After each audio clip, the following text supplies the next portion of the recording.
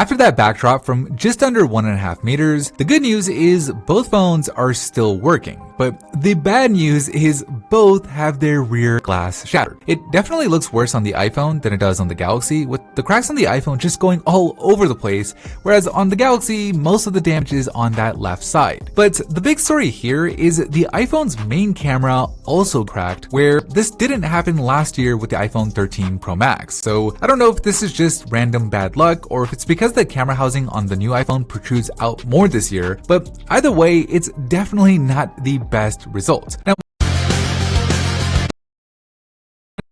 though, is the camera does seem to be working just fine. We'll keep an eye on it for sure as we go on, but for now, clear win for the Galaxy in round number 1.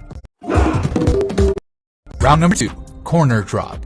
3, 2, 1.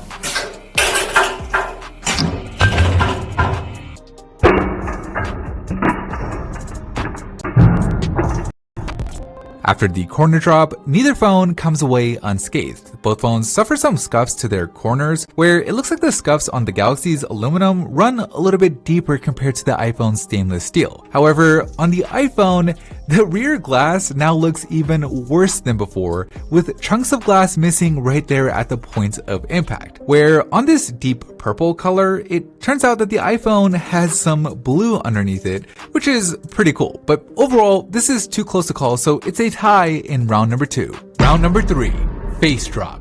3, 2, 1.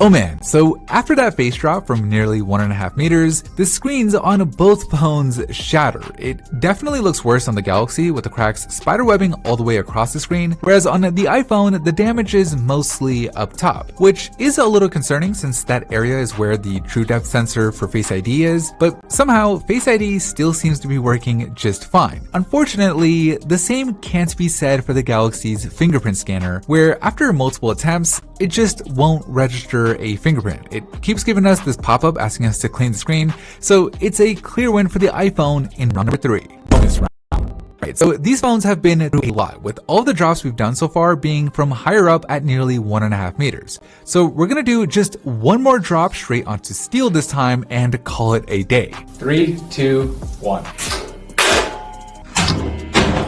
After that brutal bonus drop, we had chunks of glass flying everywhere, where while the phones technically survived, man, do they look worse. Now, taking a closer look, the Galaxy screen suffered some dead pixels at the bottom right, with it just being completely crushed, and while the iPhone's front glass looks mostly the same, the rear glass just keeps getting worse, with it now having some deep grooves at the top right here. And something that we noticed after doing the full inspection, the cracks that the iPhone initially suffered around the camera, both on the front and the back, are causing a little bit of flaring. It's not that bad on the rear camera, you only see it when light hits it directly, but on the selfie camera, it is much more noticeable. So not the best result for either phone in the bonus round. Okay, so with all 4 rounds in the books, let's take a look at the scorecard, where the Galaxy edged out the iPhone in round number 1, the phones tied in round number 2, the iPhone had the advantage of being fully functional in round number 3, and neither phone really standing out in round number 4, making this one a tie overall.